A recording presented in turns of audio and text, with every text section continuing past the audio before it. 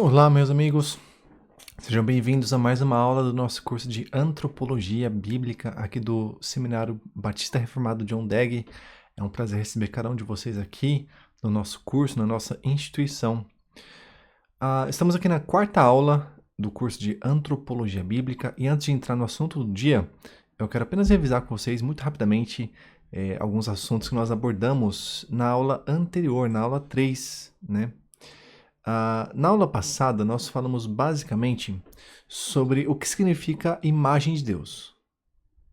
O que significa o ser humano ter sido criado à imagem de Deus. Nós vimos algumas visões a respeito do assunto, mas o que nos importa é o que a Bíblia ensina a respeito do assunto, né? E quando nós olhamos para a Escritura, nós percebemos que o fato de o homem ter sido criado à imagem de Deus significa que o homem foi criado como uma representação física de Deus.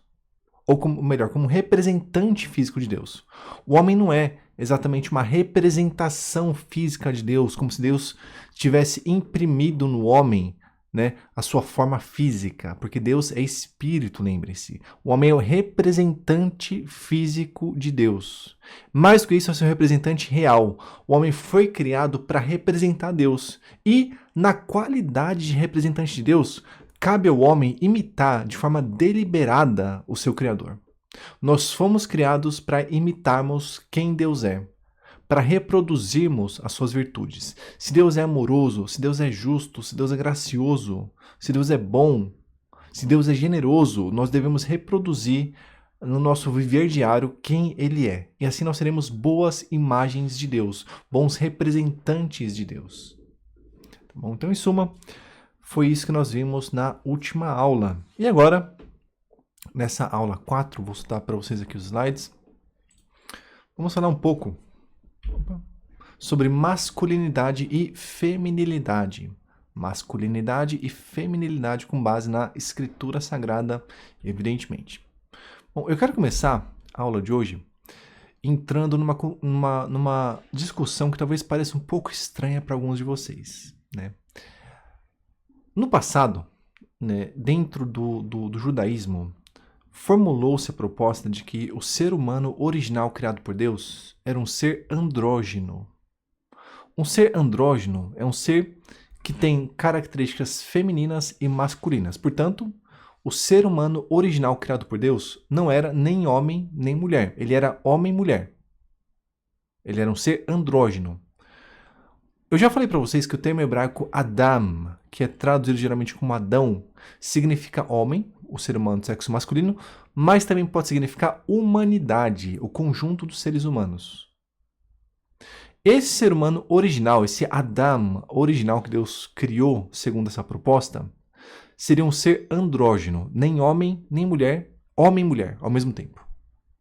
O que teria acontecido então, conforme essa proposta, é que, na sequência, Deus separou o que era masculino em Adão do que era feminino nele. E assim ele criou o macho e a fêmea, o homem e a mulher. Então, de um ser andrógeno, Deus teria criado homem e mulher. Essa antiga proposta judaica tem sido revitalizada por alguns pensadores modernos, né?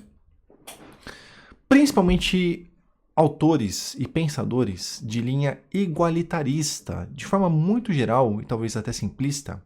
O igualitarismo é a proposta de que, no contexto do lar e da igreja, na nova aliança, não há mais a liderança masculina, ou apenas masculina. Tá? Deus pode, segundo essa proposta, segundo essa visão, levantar mulheres para liderarem famílias e para liderarem igrejas. Isso é igualitarismo.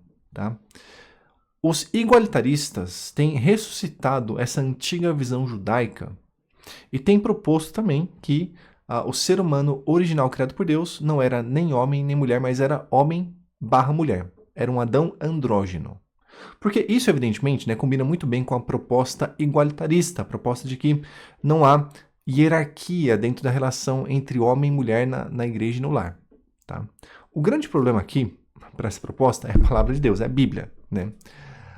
Do ponto de vista bíblico, essa proposta é absurda. Ela não pode ser de forma alguma harmonizada com os dados bíblicos. Deus não criou um ser humano andrógeno no começo, ele criou um ser humano masculino. Isso fica muito claro na sequência do texto de Gênesis, ou no próprio texto de Gênesis 2. No versículo 23, né, Adão se encontra pela primeira vez com a mulher que foi criada a partir dele, então ele exclama: ela será chamada mulher, porquanto do homem foi tomada. A mulher, a Ishá, em hebraico, né, foi tomada do homem, foi tomada do Ish. O termo hebraico Ish, que é usado aqui, significa homem, é o ser humano do sexo masculino. É um termo que é aplicado, em especial, ao homem, ao ser humano do sexo masculino. Então vejam, segundo as palavras do próprio Adão, a mulher, ou seja, o ser humano do sexo feminino, foi tomada do homem, do ser humano do sexo masculino. Eva não foi tomada de um ser humano andrógeno, ela foi tomada de um ser humano do sexo masculino, do Ish. O próprio texto de Gênesis 2 deixa perfeitamente claro para nós que essa ideia de um Adão andrógeno original é uma ideia absurda, é uma ideia que tem sido revitalizada recentemente, não por causa da sua força exegética, mas pela sua adequação a uma proposta que, ao meu ver, e ao ver de muitos cristãos evangélicos, da maioria, na verdade, né, é uma ideia que não é bíblica. A ideia do igualitarismo. A ideia de um Adão andrógeno combina muito bem com a proposta igualitarista. O problema é que não combina bem com a Escritura Sagrada, que é a nossa base de fé e prática, né? Ainda falando sobre um Adão andrógeno, quando nós olhamos para o Novo Testamento, nós percebemos também, né, que para o apóstolo Paulo não havia dúvidas de que o ser humano original, o primeiro ser humano criado por Deus, era um ser humano do sexo masculino e não um ser humano andrógeno, né? Por exemplo, em 1 Coríntios 11, versículo 8, Paulo diz: porque o homem, aner, em grego, não veio da mulher, não veio da guiné, mas a mulher do homem. Vejam, o homem não veio da mulher, mas a mulher é que veio do homem. A mulher veio do homem. Paulo está lendo aqui Gênesis 2. E quando ele lê Gênesis 2, ele não tem dúvidas, né? A mulher foi criada a partir do homem. É isso que nós vemos com muita clareza em Gênesis 2. A mulher foi criada a partir do homem.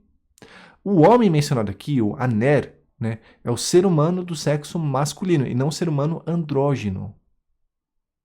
Mais uma vez, nós temos uma evidência bíblica claríssima de que o ser humano original era um ser humano masculino e não um ser humano andrógeno. E para nós finalizarmos essa questão, outro texto paulino que eu quero citar para vocês é o texto de 1 Timóteo 2, versículos 11, 12 e 13. Paulo diz: a mulher, a guiné, né, o ser humano do sexo feminino, deve aprender em silêncio, com toda a submissão. Pois não permito que a mulher ensine, nem que exerça autoridade sobre o homem, sobre o aner, o ser humano do sexo masculino, mas esteja em silêncio. Bom, antes de nós tecermos qualquer comentário sobre esse silêncio da mulher, sobre a submissão feminina aqui, né, vamos olhar com muita cautela para o fluxo do pensamento do apóstolo Paulo aqui. Por que, para Paulo, né, a mulher deve aprender em silêncio? Porque para Paulo não é admissível que a mulher exerça autoridade sobre o homem, sobre o seu marido. Por quê? Ele responde: porque Adão foi criado primeiro e Eva depois. O motivo pelo qual a mulher não pode exercer, no contexto do lar e da igreja, autoridade sobre o marido ou sobre o pastor, ou sobre a igreja como um todo, é que Adão foi criado primeiro e depois Eva. Paulo se baseia na ordem criacional de Gênesis 2. Para o apóstolo Paulo, mais uma vez, é perfeitamente claro que o homem veio antes da mulher. O homem, o ser humano do sexo masculino, foi criado antes da mulher. E essa criação anterior do homem implica em autoridade. É o conceito de primogenitura que nós encontramos com tanta frequência na Bíblia. O homem, o ser humano do sexo masculino, é o primogênito de Deus. E como primogênito, ele tem a obrigação de exercer a autoridade amorosa, a autoridade protetora. como nós vamos ver ainda na aula de hoje. Mas o meu ponto nesse momento da aula é: pro apóstolo Paulo, o ensino claro de Gênesis 2 é: o homem, o ser humano do sexo masculino, foi criado antes do ser humano do sexo feminino.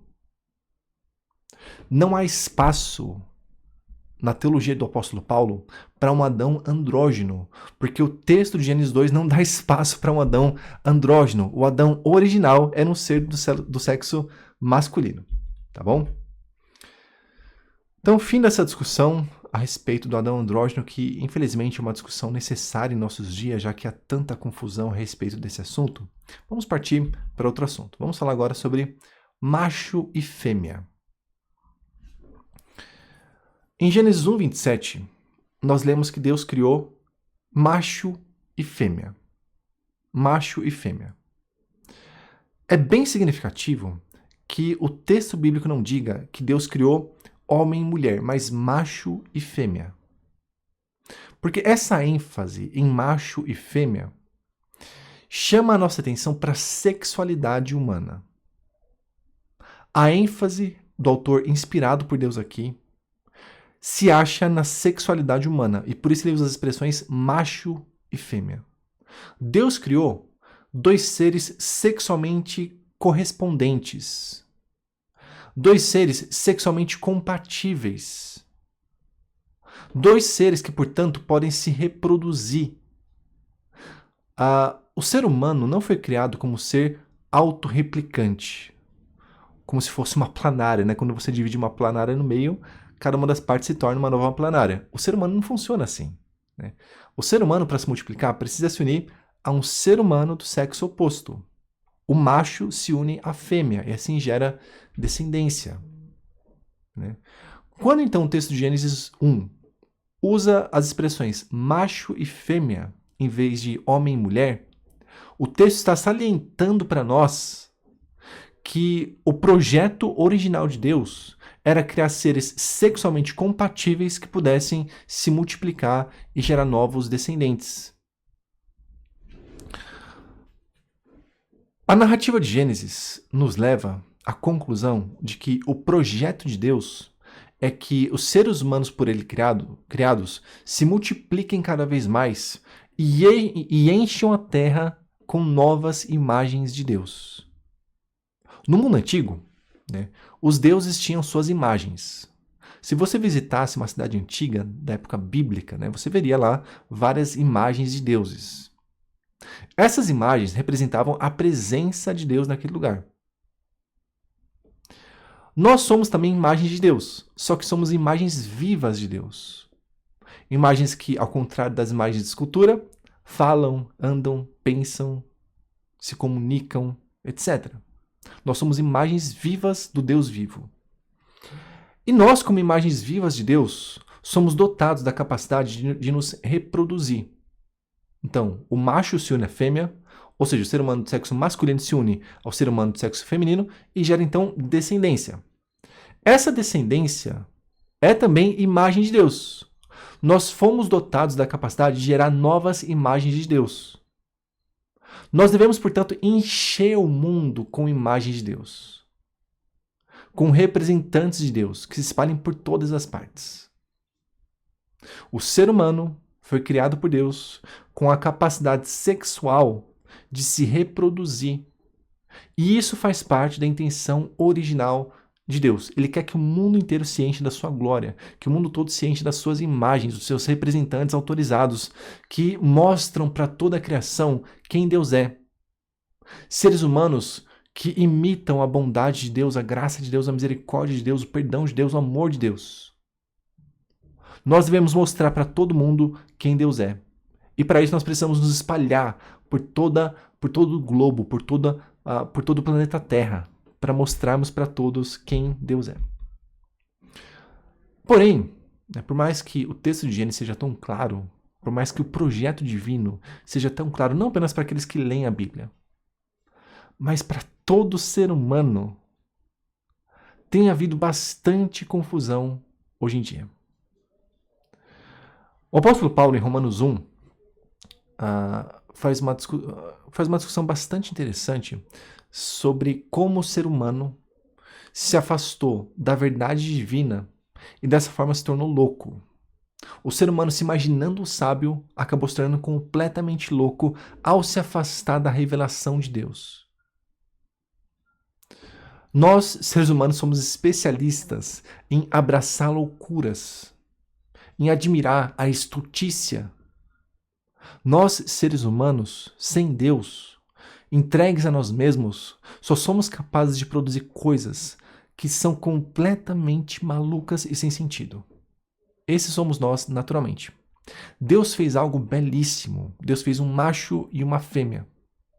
E devia ser claro para nós, como a luz do dia, que Deus criou macho e fêmea para que se relacionassem entre si. A natureza das coisas deixa perfeitamente claro para nós, sem sombra de dúvidas, que esse é o projeto de Deus. O homem foi criado para se relacionar com a mulher, com o ser humano do sexo oposto.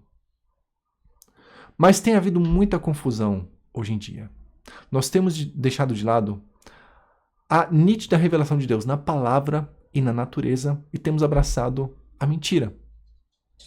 Existe hoje em dia uma ideologia bastante prestigiosa, né, em meios muito influentes, que tem proposto que existe uma diferença entre sexo e identidade de gênero. Sexo, segundo essa ideologia, tem a ver com anatomia, tem a ver com os aparelhos reprodutores. Há pessoas que têm o sexo masculino e há pessoas que têm o sexo feminino. Mas essa ideologia propõe também que gênero é diferente de sexo.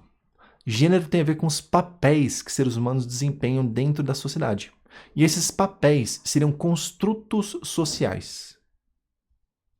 Papéis de homens e mulheres seriam socialmente construídos. Não se trata, portanto, de dados objetivos da realidade.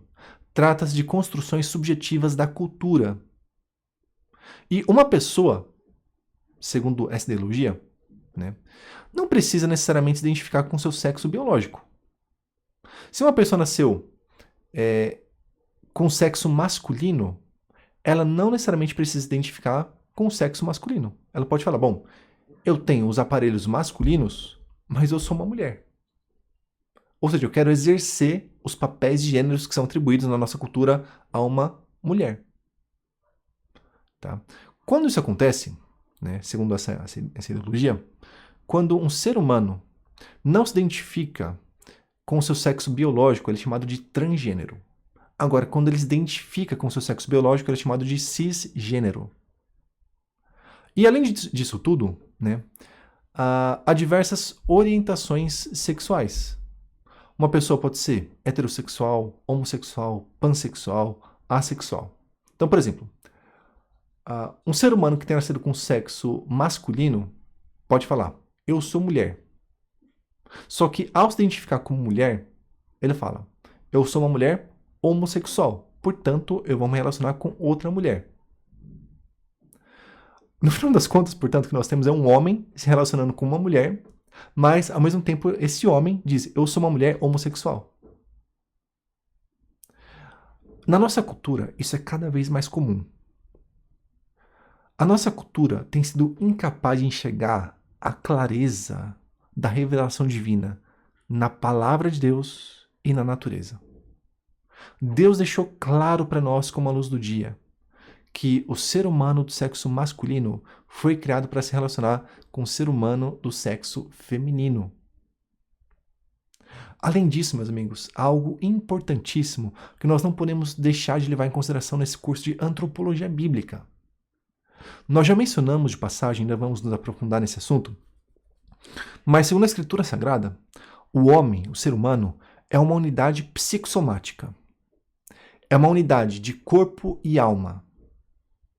Unidade de corpo e alma, na aula 5 nós falaremos mais sobre corpo e alma. Tá? Mas o fato é que, segundo a Bíblia, nós somos uma unidade entre corpo e alma. Eu não sou apenas alma e não sou apenas corpo, eu sou corpo e alma. E a minha alma, como meu corpo, formam uma unidade indissociável, uma unidade necessária. A minha autoconcepção interior não pode ser desconectada do meu corpo físico, do meu corpo exterior. Tem que haver uma perfeita confluência, uma perfeita harmonia entre quem eu sou por dentro e quem eu sou por fora, porque eu sou uma unidade. O meu corpo não é um mero acidente. O meu corpo não é insignificante para a minha identidade. A minha identidade deve estar baseada naquilo que meu corpo é. Se eu tenho um corpo do sexo masculino, a minha identidade interior tem que ser de um homem. Se meu corpo é do sexo feminino, a minha identidade interior tem que ser de uma mulher. Porque nós somos uma unidade psicossomática. Não pode haver essa disjunção entre o nosso mundo interior e o nosso mundo exterior. Entre quem nós somos por dentro e quem nós somos por fora. Tem que haver uma perfeita confluência, uma perfeita harmonia entre quem nós somos por dentro e quem nós somos por fora. Entre a nossa alma e o nosso corpo. Entre a nossa identidade interior e o nosso aspecto exterior. Deve haver uma perfeita confluência entre esses aspectos todos. Ainda falando sobre a confusão moderna, né, que tem causado, né, um grande celeuma na nossa sociedade ocidental, o que nós temos visto é que a nossa cultura imagina que a definição da orientação sexual, do gênero e até mesmo do sexo é uma questão subjetiva. Para a nossa cultura, gênero, sexo e orientação sexual são questões exclusivamente subjetivas e ninguém tem nada a ver com isso. Cabe a mim mesmo decidir quem eu sou ou quem eu quero ser. Essa é uma visão de mundo, uma forma de enxergar as coisas bastante frágil e bastante desconectada da realidade. Nós imaginamos que nós somos capazes de manipular a realidade, de definir a realidade. Nós imaginamos que nós somos capazes de manipular os nossos próprios corpos para que eles correspondam à nossa identidade interior. Na nossa cultura, o grande desafio de um indivíduo é fazer uma espécie de expedição arqueológica dentro de si mesmo para descobrir quem o seu eu autônomo interior é. A grande jornada de um indivíduo na nossa cultura moderna é a jornada do autodescobrimento. É a jornada do indivíduo descobrir quem é o seu eu interior que quer se manifestar, que quer se expressar. E uma vez que ele descubra quem é esse seu eu interior, cabe a ele dar livre expressividade a essa entidade autônoma interior. E todo mundo à volta tem que se conformar, né, aos ditames, aos desejos desse eu interior. O corpo físico da pessoa, na nossa cultura, tem que ser adaptado para se adequar à vontade soberana desse eu interior. Isso gera algo muito triste que nós temos visto na nossa sociedade. Nós temos visto que tem ocorrido cada vez mais cirurgias de redesignação de sexo. Até mesmo crianças pequenas têm sido submetidas a cirurgias de redesignação de sexo. Por quê? Porque essas pessoas olham para dentro de si mesmas e veem: eu sou mulher ou eu sou homem, embora eu tenha um corpo que pertence a outro sexo. Eu tenho um corpo que pertence a um gênero que não é aquele que eu quero ter. O meu eu interior não pode ser outra coisa, senão homem, senão mulher. E agora eu preciso adaptar o meu corpo a essa realidade que eu enxerguei dentro de mim mesmo, essa realidade tão poderosa que exige que eu me adapte todo mundo à minha volta a ela. O que acontece então é que a nossa sociedade cada vez mais tem aceitado com bons olhos essas cirurgias de redesignação de sexo. Eu quero ler para vocês um trecho de uma reportagem retirada do G1, se eu não me engano. Muito, muito triste. É uma reportagem que quando eu li pela primeira vez eu chorei, né? Leiam comigo. Atualmente, 380 pessoas identificadas como trans fazem transição de gênero gratuitamente no Hospital das Clínicas da Universidade de São Paulo, na capital paulista. Desse total, 100 são crianças de 4 a 12 anos de idade. 180 são adolescentes de 13 a 17 anos. E 100 são adultos a partir dos 18 anos. Meus irmãos, o que tem acontecido com a nossa sociedade? 100 crianças de 4 a 12 anos de idade foram submetidas a uma cirurgia de redesignação de sexo. Crianças de 4 anos de idade estão sendo mutiladas, meus irmãos. É um absurdo, é uma loucura que nós temos visto na nossa sociedade. Não há outra palavra para definir o que tem acontecido no nosso mundo, na nossa cultura. E eu não tenho medo de me expressar com termos tão fortes, dizendo que a nossa sociedade está louca, né? Porque a palavra de Deus usa exatamente essa expressão para se referir ao mundo sem Cristo, ao mundo sem Deus. As pessoas da nossa cultura, como Paulo descreve em Romanos 1, dizendo-se sábias, tornaram-se loucas. É extremamente triste ver que uma sociedade que se julga tão ilustre, tão esclarecida, tão dona da razão, tão dona da verdade, é capaz de tolerar a mutilação de crianças de 4 anos de idade e achar que está tudo bem. É uma loucura, meus irmãos. É uma loucura que tem acontecido na nossa sociedade. O ser humano virou as costas para Deus. E uma vez que o ser humano faça isso, o que segue daí é loucura. O que segue daí é pura degradação. É pura decadência. Nós deixamos de lado a verdade divina, nos afastamos dela e, como resultado, nós que fomos criados para parecermos com Deus, para sermos como Deus, nos tornamos cada vez mais parecidos com os animais. Afastar-se de Deus é um processo de animalização. Afastar-se de Deus é tornar-se cada vez menos humano. Que coisa terrível, meus irmãos. Quanto mais próximos de Deus nós estamos, mais nós somos capazes de cumprir a finalidade da nossa existência, que é sermos imagem de Deus, sermos bons representantes dele. Mas quanto mais longe nós estamos dele, mais diferentes dele nós nos tornamos. Mais monstruosos nós nos tornamos. Mais tolos nós nos tornamos. Nós passamos a tolerar que crianças pequenas, que talvez mal sabem andar, sejam submetidas a processos cirúrgicos extremamente invasivos, simplesmente para que uma ideologia diabólica possa ser consumada, possa ter lugar em nosso meio. Meus irmãos, nós precisamos tomar muito cuidado, porque as nossas crianças, os nossos adolescentes, estão sendo expostos diariamente a essa doutrinação toda. Nós precisamos educar de forma ativa, de forma deliberada, de forma intencional as nossas crianças. Porque se nós não fizermos isso, o mundo vai fazer por nós. Nós devemos tomar muito cuidado, meus irmãos, muito cuidado mesmo. O cenário é absolutamente caótico. Só que esse cenário caótico não deve nos desencorajar.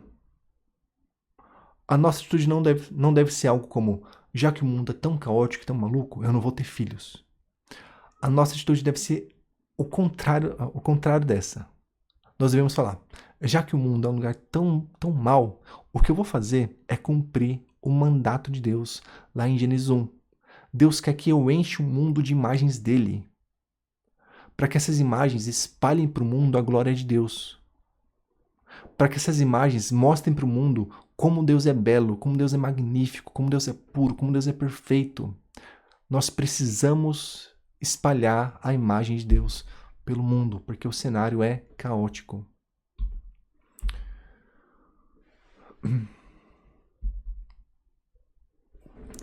Deus equipou cada ser humano com um aparelho reprodutor que, por assim dizer, se encaixa no aparelho reprodutor do outro gênero. Não é segredo para ninguém. Tá? Deus não nos criou para nós definirmos por conta própria a nossa orientação sexual, a nossa identidade de gênero. Deus criou para que haja uma perfeita harmonia entre quem nós somos e como o nosso corpo é. O nosso sexo biológico deve orientar o nosso gênero e a nossa orientação sexual. O nosso corpo, repito, não é um mero acidente. O nosso corpo é parte de quem nós somos. Ele faz parte da nossa identidade. Nós não podemos simplesmente ignorar o dado objetivo do nosso corpo. Ele faz parte de quem nós somos. E se nosso corpo, né, tem um determinado sexo, a nossa identidade deve corresponder a esse sexo. Nós não somos criadores de nós mesmos. E esse é o grande erro da nossa cultura. A nossa cultura acha que é capaz de manipular a realidade a ponto de criar novas coisas, criar realidades alternativas. Nós nos consideramos criadores, mas, segundo a Bíblia, existe apenas um único Criador, que fez as coisas conforme o conselho da sua vontade. O Criador que fez todas as coisas para sua própria glória.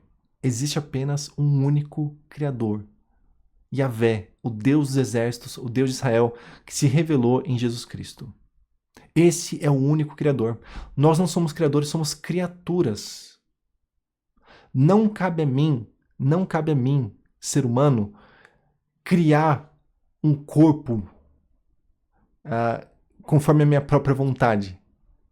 Não cabe a mim, como ser humano, forjar as estruturas do meu corpo a fim de supostamente mudá-las. Nós não podemos fazer isso porque não somos criadores. A nossa função como criaturas é simplesmente aceitar o que o nosso Criador fez.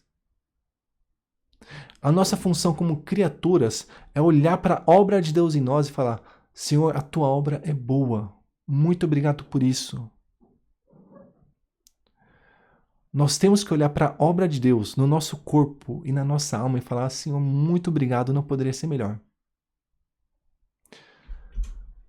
Tenho aqui 2 trechos da Declaração de Nashville. Se você nunca leu a Declaração de Nashville, recomendo a você que procure na internet essa pequena declaração de fé sobre a sexualidade humana, né? Eu quero ler 2 artigos dessa declaração, o artigo 5 e depois o artigo 13.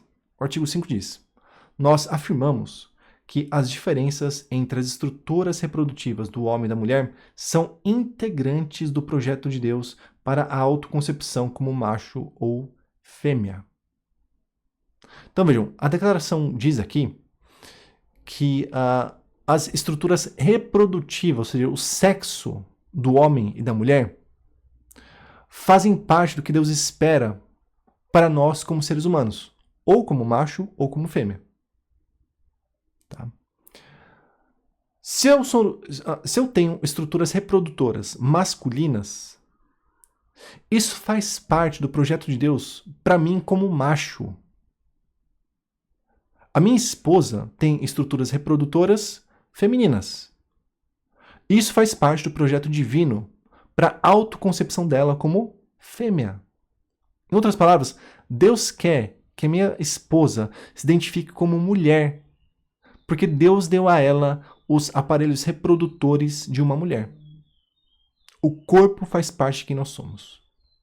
O artigo 3 diz: nós afirmamos que a graça de Deus em Cristo capacita pecadores a abandonar autoconcepções de transgeneridade e, por meio da paciência divina, aceitar a ligação designada por Deus entre o sexo biológico e a autoconcepção de alguém como macho ou fêmea.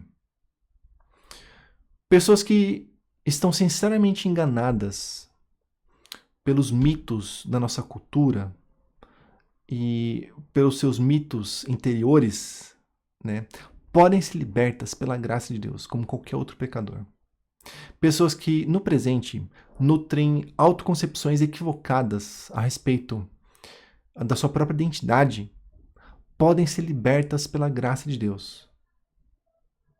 Uma pessoa que tem um corpo masculino e que se identifica como mulher, uma pessoa transgênero, né, pode ser alcançada pela graça de Deus de forma a abandonar o seu pecado e passar a nutrir uma autoconcepção realista a respeito de si mesma.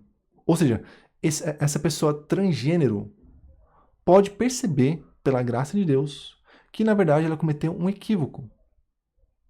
O aparelho reprodutor masculino dela mostra que ela é um homem e não uma mulher. Deus pode converter pessoas em quaisquer situações. O que nós não podemos fazer, de forma alguma, é encarar essas pessoas como se fossem inimigos, pessoas que não são dignas da graça de Deus. Nós devemos levar a elas o evangelho que resgatou a nós mesmos.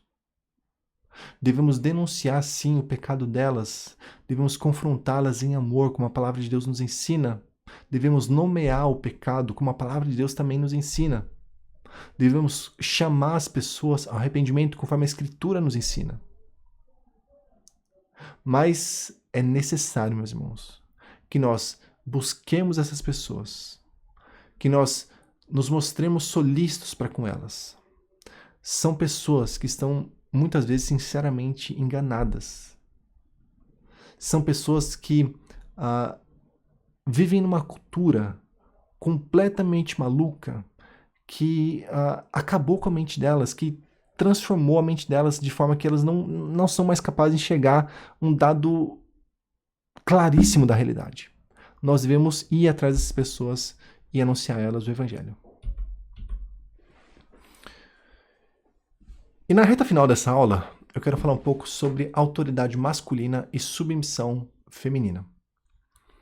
A Palavra de Deus é um livro complementarista. Eu já mencionei na aula de hoje o igualitarismo, que propõe que Deus não quer que apenas homens liderem seus lares e igrejas. Deus também coloca mulheres nessas posições de autoridade no lar e na igreja, né? Mas a palavra de Deus não é igualitarista. A palavra de Deus é nitidamente complementarista. Deus criou homens e mulheres ontologicamente iguais quanto ao ser, mas funcionalmente distintos. Ou seja, homens e mulheres têm funções distintas, papéis distintos. E esses papéis distintos são complementares. São papéis que, quando exercidos corretamente, tornam a vivência humana mais suave, mais natural, mais agradável. Quando homens exercem suas funções e mulheres exercem suas funções, o resultado é uma sociedade que funciona bem. Uma família que funciona bem, uma igreja que funciona bem.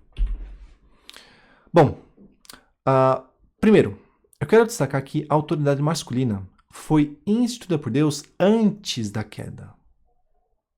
E eu digo isso em oposição aos igualitaristas que têm proposto que, na verdade, a autoridade masculina é um resultado da queda. Em outras palavras, para um igualitarista, o homem é o senhor do lar e da igreja porque a queda aconteceu. A autoridade masculina no lar e na igreja seria, portanto, um efeito pecaminoso da queda que deve ser superado agora na nova aliança em Jesus Cristo. De forma que, na nova aliança, segundo os igualitaristas, Deus quer que mulheres sejam pastoras, por exemplo. Deus quer reverter esse resultado da queda. O problema é que, segundo a Bíblia, né, a autoridade masculina evidentemente não é o resultado da queda. Ela é anterior à queda. Faz parte da ordem criacional instituída pelo próprio Deus. É a vontade expressa de Deus. Para destacar esse ponto, né, para deixar claro esse ponto, eu quero dizer primeiro que apenas Adão e não Eva era o sacerdote / jardineiro do jardim santuário do Éden. Algumas pessoas veem Adão como jardineiro, outras pessoas veem Adão como um sacerdote. Mas não é necessário fazer essa oposição, tá? Adão era um sacerdote justamente por ser um jardineiro. Porque o jardim do Éden, que nós encontramos na Bíblia, é uma espécie de santuário natural. Um santuário a céu aberto. A expressão hebraica para isso é bamá. Tá? Então, o jardim do Éden é um santuário. E o jardineiro desse santuário é, por extensão, o sacerdote desse santuário. Adão é sacerdote do Éden justamente por ser o jardineiro do Éden. A questão aqui é que apenas Adão é apresentado como jardineiro do Éden. Nós vemos isso em Gênesis 2:5, em Gênesis 2:15, em Gênesis 3, do 17 ao 19, em Gênesis 3:23. Adão consistentemente é apresentado como jardineiro do Éden. Em nenhum momento da narrativa, Eva é apresentada como jardineira. Portanto, Eva não é uma sacerdotisa do Éden, mas Adão é um sacerdote do Éden. Adão, repito, é um sacerdote do jardim santuário do Éden. Apenas Adão e não Eva. Apenas o homem e não a mulher. Isso aconteceu antes da queda, meus irmãos. Antes da queda, Deus instituiu Adão como o sacerdote do jardim do Éden e não Eva. Eva não era uma sacerdotisa. Tá? Esse primeiro ponto destaca por si só a autoridade masculina no contexto do lar antes da queda. Segundo, Adão, como nós vimos, o ser humano de sexo masculino, foi criado antes de Eva. Isso mostra que Adão é o primogênito de Deus. Tá? Quando nós olhamos para o Antigo Testamento, em especial para o livro de Gênesis, nós percebemos que o tema da primogenitura é fundamental. O primogênito tinha uma série de obrigações a cumprir. O primogênito tinha a obrigação de ser o líder da família. Tá? E Adão é o primogênito de Deus. Ele foi criado antes de Eva. E na mentalidade hebraica, o fato de Adão ter sido criado antes de Eva significa que ele é o primogênito de Deus, portanto tem um papel de autoridade a cumprir. Adão foi criado para exercer autoridade. O homem foi criado para exercer autoridade. Daqui a pouco nós vamos definir, com um pouco mais de cuidado, o que seria essa autoridade. Tá? Certamente não é uma autoridade abusiva, mas o fato é que o homem foi criado para exercer autoridade. Em terceiro lugar, nós percebemos em Gênesis 2:23 que Adão nomeou Eva, ou o homem nomeou a mulher. Quando a mulher criada da costela do homem foi levada até ele, ele exclamou: essa agora é osso dos meus ossos, carne da minha carne, ela será chamada de mulher, porquanto do homem foi tomada. Adão dá nome à mulher. Adão dá nome à mulher. E no contexto do relato da criação, em Gênesis 1, Gênesis 2, dar nome é uma função de autoridade. Não apenas no relato da criação, mas em todo o Antigo Testamento, a nomeação objetiva é um exercício de autoridade. Quando, por exemplo, uma cidade era conquistada, os seus conquistadores podiam renomeá-la, e geralmente renomeavam. A cidade, portanto, passaria a ser conhecida por um novo nome. Essa é uma nomeação objetiva. Ou seja, não se trata de uma simples questão pessoal subjetiva. Tá? A cidade objetivamente mudou de nome e agora ela precisa ser chamada por esse novo nome por todos. Essa nomeação objetiva na Bíblia é sempre um exercício de autoridade. Tá? A nomeação de Eva por Adão foi uma nomeação objetiva. Quando ele chamou aquele ser de mulher, era obrigação de todos chamar de mulher aquele ser. Aquele era o nome objetivo daquele novo ser criado por Deus. Adão exerceu, portanto, a sua autoridade ao nomear Eva sua esposa. Tá? Nomear a mulher. Esses dados todos nos mostram com clareza, que antes da queda, o homem foi criado por Deus para exercer autoridade. Não se trata de um efeito da queda a ser superado. Aqui nós temos um padrão divino a ser reproduzido nos nossos lares e nas nossas igrejas. Não à toa, o Novo Testamento repete esse padrão criacional anterior à queda. O Novo Testamento deixa muito claro para nós, meus amigos, meus irmãos, que a vontade de Deus, até hoje, é que o homem exerça liderança no lar e na igreja. Deus quer que o seu padrão criacional seja seguido. Depois vocês podem dar uma olhada com mais calma nesses textos todos que eu citei. Efésios 5, Colossenses 3, Tito 2, 1 de Pedro 3. Todos eles repetem com muita clareza o mesmo ensino que nós temos em Gênesis. O homem tem que exercer autoridade no lar e na igreja. E a mulher responde com submissão.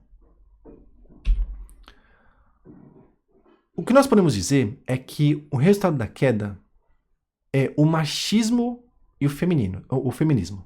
Tá? O resultado da queda não é a autoridade masculina e a submissão feminina. Isso é anterior à queda.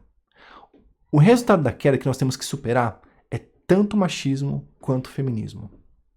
É tanto a ideia de que o homem deve exercer uma liderança abusiva, controladora, opressiva, quanto a ideia de que a mulher não precisa se submeter à autoridade do marido no lar ou à liderança do pastor na igreja, ou que a mulher pode exercer a liderança no lar e na igreja.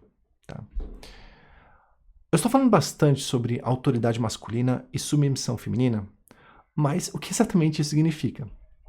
Talvez os seus ouvidos estejam coçando enquanto eu falo sobre isso, né? Pensando, meu Deus, professor machista, tal, não sei o quê.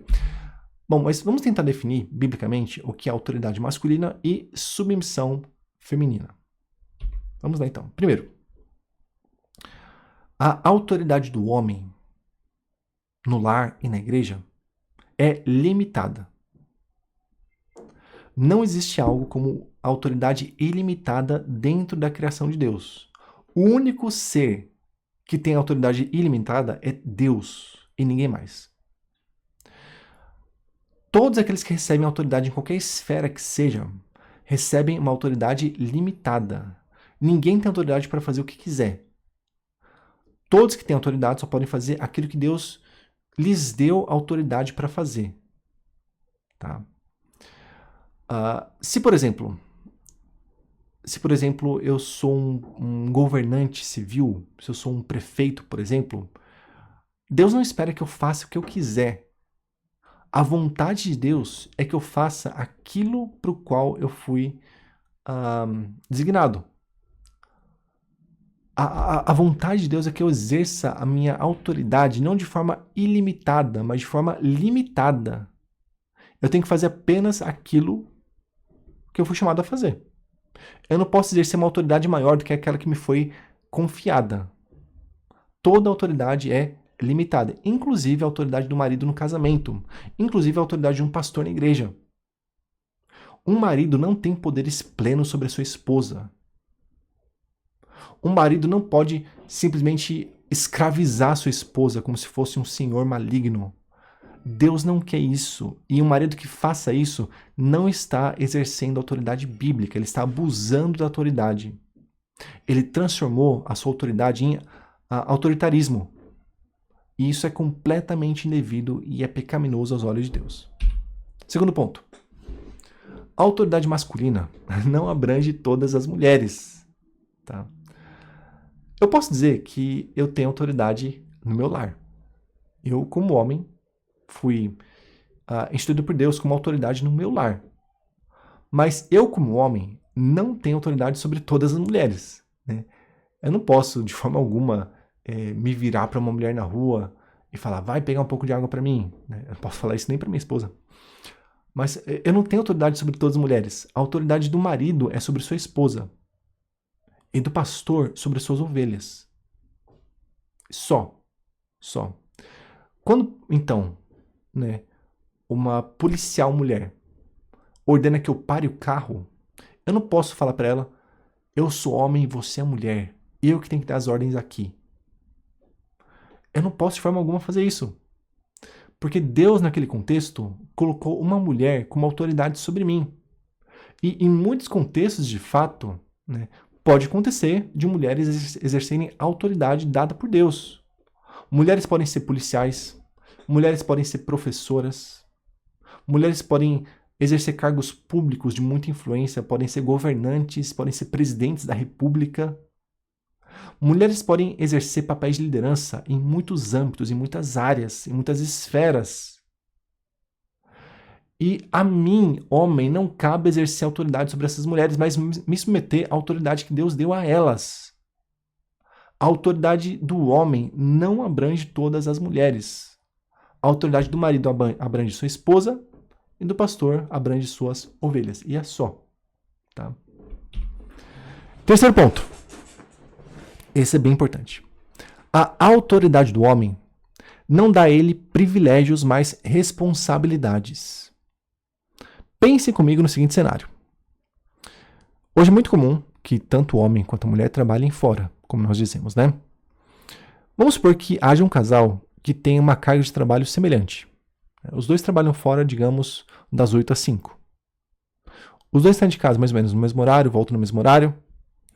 Mas quando o homem chega em casa, o que ele faz?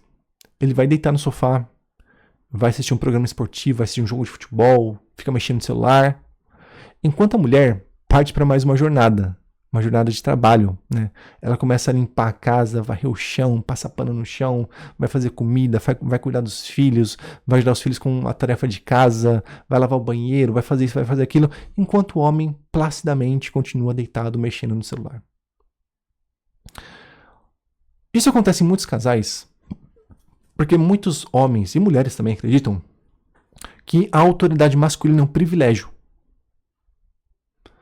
Já que eu sou líder na minha casa, eu tenho privilégios, eu tenho regalias.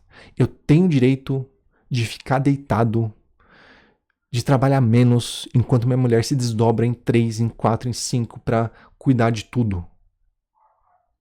Mas, meus irmãos, a autoridade masculina não é um privilégio. Ela traz inúmeras responsabilidades. O fato de eu ser o líder na minha casa não significa que eu tenho que trabalhar menos, mas mais do que minha esposa. O fato de eu ser líder da minha casa não significa que minha esposa tem que se entregar por mim, mas que eu tenha que me entregar por ela. Sendo bem claro para vocês aqui, meus amigos, se alguém na minha casa tem que se ferrar, esse alguém sou eu. O homem, o líder da casa. Se alguém na minha casa precisa trabalhar em 2 períodos, esse alguém sou eu, o homem da casa. Se alguém dessa casa precisa sofrer, precisa suar, esse alguém sou eu e não minha esposa. A minha função como homem é buscar a melhor vida possível para minha esposa. A minha função como líder da minha casa é me colocar diante da minha esposa como se fosse um escudo para protegê-la. E não colocá-la na minha frente como escudo para que ela possa me proteger. A autoridade masculina nos dá responsabilidades e não privilégios. Quarto ponto. A autoridade do homem deve ser exercida em amor sacrificial. Isso é muito importante e muito interessante. Nós, homens, fomos chamados por Deus não para oprimir as nossas esposas, não para subjugá-las forçosamente, não para colocá-las debaixo dos nossos pés, não para feri-las. Nós, homens, devemos exercer a nossa liderança em amor sacrificial. Você já parou para se perguntar? Porque no Novo Testamento, Paulo e Pedro, por exemplo, quando falam sobre a submissão feminina, usam o termo submissão. A mulher precisa se submeter ao seu marido. Mas quando eles falam da autoridade masculina, eles não dizem algo como o homem deve exercer autoridade sobre a sua esposa, ou deve liderar a sua esposa. Eles dizem o homem deve amar a sua esposa. O que Paulo e Pedro querem dizer com isso é: homens, vocês são mais fortes, são mais resistentes, vocês têm talvez uma capacidade psicológica maior de aceitar críticas, dificuldades. Tá? Porém, vocês não devem usar essa força maior para oprimir a esposa de vocês. O que vocês devem fazer agora é usar essa força superior para se entregar pela sua esposa. O amor bíblico é um amor que se manifesta por meio de obras. É um amor sacrificial, como o amor de Cristo pela igreja. O homem se entrega pela sua esposa. O homem vive pela sua esposa. O homem faz o que é necessário para que a sua esposa esteja bem. A autoridade masculina deve ser exercida em amor sacrificial. Você, homem, está se sacrificando pela sua esposa? Ou a sua esposa está se sacrificando por você? Né? Pense com bastante cuidado nessa questão. Em quinto lugar, a autoridade masculina é exercida com o auxílio da esposa. Quando o apóstolo Pedro falou sobre a autoridade masculina e a submissão feminina, ele apresentou Sara, a matriarca Sara, como modelo de submissão. Ele falou, olha, Sara foi uma mulher muito submissa, a ponto de chamar Abraão de seu senhor. Ele apresenta Sara como modelo de submissão. Mas quando nós olhamos para a história de Sara, nós percebemos que Sara estava muito longe de ser uma mulher omissa. Submissão não significa omissão, mulheres. Submissão não significa, mulher, que você deve se extinguir. Você tem voz na sua casa. E se o seu marido for sábio, ele vai ouvir a sua voz como Abraão ouvia a voz de Sara. Sim, Sara é um modelo de submissão feminina. Mas Sara, que é um modelo de submissão, nos mostra que ela tinha voz, ela falava com Abraão, ela fazia propostas para Abraão. E Abraão muitas vezes seguiu as propostas da sua esposa. Vocês podem ver, por exemplo, em Gênesis 16:2 ou em Gênesis 21, do 9 ao 14. Sara fez propostas para o seu marido que as seguiu. Um marido sábio não é aquele que lidera a sua casa sozinho. É aquele que a lidera com o auxílio da sua esposa. É aquele que ouve a sabedoria da sua esposa. É aquele que tem a sua esposa como a sua principal conselheira. Mulher, você precisa ter voz dentro da sua casa. Homem, dê voz à sua esposa dentro da sua casa. Ouça a sua esposa com cuidado, ouça as sugestões dela. O que eu quero que vocês percebam aqui é que o modelo bíblico de autoridade masculina e submissão feminina é completamente diferente do que o mundo propõe, ou do que o mundo imagina, né? A autoridade masculina é uma autoridade sacrificial. Pense, meus irmãos, pense, meus amigos, na maneira como você avalia qualquer pessoa que tem autoridade na vida. Como que você avalia se um governante é bom ou ruim? Se ele exerce de forma positiva ou negativa a sua autoridade? Um bom governante, você sabe disso muito bem, é aquele que, em vez de usar essa autoridade para beneficiar a si mesmo, a utiliza para beneficiar outros, o povo. O mesmo é válido para o contexto do lar, né? O que é um marido bom? É um marido que usa essa autoridade para beneficiar a si próprio, para conquistar regalias e privilégios para si? Não. Um marido bom, que exerce de forma positiva a sua autoridade, é aquele que usa essa autoridade para beneficiar a sua esposa. É aquele que pensa na sua esposa antes de pensar em si mesmo. É aquele que trabalha pela sua esposa para que a sua esposa tenha uma vida mais confortável, tão confortável quanto possível. É aquele que sabe muito bem que se alguém tiver que levar pauladas na casa, vai ser ele e não a esposa. A autoridade masculina no lar e na igreja é marcada pelo amor sacrificial, pela entrega amorosa. Não se esqueçam disso jamais. Não sigam o curso mundano de amaldiçoar a autoridade masculina e a submissão feminina. O que nós devemos fazer é redimir esses conceitos biblicamente. É mostrar para o mundo o que de fato é a autoridade do homem e submissão da mulher no contexto do lar e da igreja. Não se trata de algo opressivo, trata-se de algo belo, que revela para o mundo o tipo de amor que Jesus tem pela sua igreja. Um amor sacrificial. Um amor que não pensa em si mesmo. Um amor abnegado. Amém?